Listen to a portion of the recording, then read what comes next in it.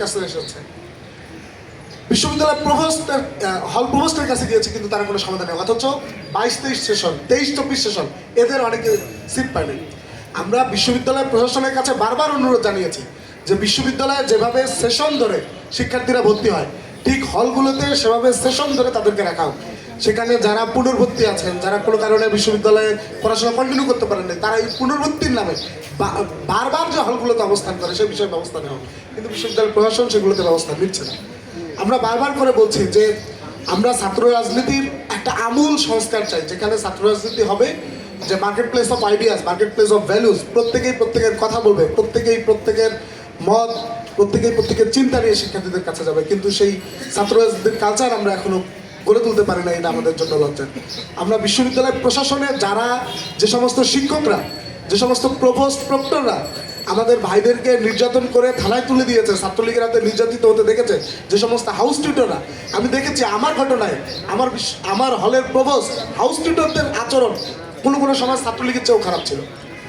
এবং তারা মানুষ না, তারা একটা দলীয় দাস, দলীয় গুন্ডা, এবং এই ধরনের মানুষরাই বিশ্ববিদ্যালয় ধ্বংসের জন্য দেয়।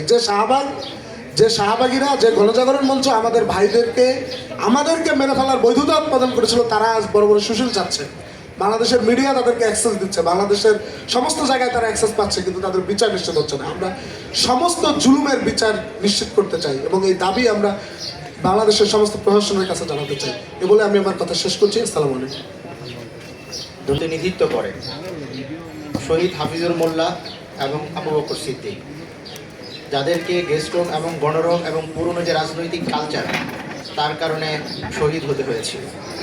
আমরা কথা শুনেছি আমাদের রাকিব ভাই, যিনি ছাত্রলীগের নির্যাতনের ফলে তিনি তার স্বাভাবিক জীবন যার ব্যাহত হয়েছে। আমরা কথা শুনেছি ছাত্রনেতা মারুফ ভাইয়ের। আমরা ঢাকা বিশ্ববিদ্যালয়ের শিক্ষার্থীদের কাছে, একজন বিশ্ববিদ্যালয়ের শিক্ষার্থী যখন সে প্রথম বর্ষে বিশ্ববিদ্যালয়ে ভর্তি হতে আসে, সে অনেক বড় স্বপ্ন নিয়ে আসে। সে দেশের প্রধান বিশ্ববিদ্যালয়ে আসে পড়াশোনা করতে, কিন্তু বিশ্ববিদ্যালয়ের যে রাজনৈতিক কালচার, গেস্ট রুম গণরুম কালচার, তার বড় স্বপ্নকে তো নষ্ট করেই তার মৌলিক মানবাধিকার পর্যন্ত নষ্ট করে। তার মৌলিক মানবিক যে অধিকার, থাকার জায়গা, আবাসন, সেটাকে বিপদে ফেলে একদল তাদের রাজনৈতিক পুঁজি সেটা লুটে নেয়। আমার কাছে যদি আমার একজন জনশক্তি আছে, আমার কাছে যদি আমার অন্য কোনো দলের ভাইও আছে, আমি তাকে স্বপ্ন দেখাবো, ভাই তুমি বিশ্ববিদ্যালয়ে তোমার ডিপার্টমেন্টে প্রথম হও, তুমি ওই স্কলারশিপটা ধরো, তুমি ওই কারিকুলার অ্যাক্টিভিটিস করো। আমি তো তার কাছে হল দখল করার মন্ত্র দিতে পারি না। এটা তো আমি বিশ্ববিদ্যালয়ের শিক্ষার্থী হিসেবে এটা তো আমার জন্য সেইমের ব্যাপার।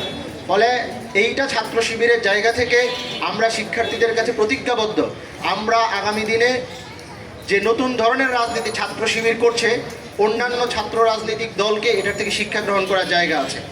ছাত্র শিবিরের জায়গা থেকে আমি ছাত্র রাজনীতিকে এভাবে দেখি, ছাত্র রাজনীতি মানে হচ্ছে আমি নিজে যেমন স্বপ্ন দেখব, আমি নিজে যেমন ভালো পড়াশোনা করব, আমি আমার অপর ভাইকেও নতুন করে স্বপ্ন দেখাবো। কারো স্বপ্ন ছিনিয়ে নেওয়া, কারো আবাসন ছিনিয়ে নেওয়া, কারো দৈহিক মানবাধিকার নষ্ট করার অধিকার কারো নাই।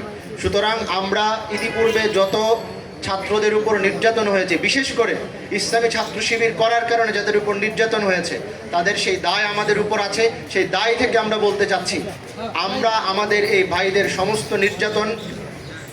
নির্যাতনের প্রতিজ্ঞা হিসেবে আমরা আগামী দিন ক্যাম্পাসে কোনো ধরনের ছাত্র নির্যাতন হতে দেব না। এবং গেস্ট রুম গণরুমের কালচার কবর রচিত হয়েছে, কেউ চাইলেও সেটা ফিরিয়ে নিয়ে আসতে পারবে না। আমরা আমাদের আজকের এই শেষ প্রোগ্রাম থেকে স্মরণ করছি বিশেষভাবে শহীদ হাফিজুর মোল্লা এবং আবু বকর সিদ্দিককে, যারা করাল ছাত্র রাজনীতির, অন্ধকার ছাত্র রাজনীতির গ্রাসে যাদেরকে জীবন দিতে হয়েছিল। আমরা তাদেরকে স্মরণ করছি এবং আমাদের যে সমস্ত নির্যাতিত ভাই আছেন তাদেরকে আমরা স্মরণ করছি। আজকের এই প্রোগ্রাম আমরা এই জায়গায় শেষ করছি। যে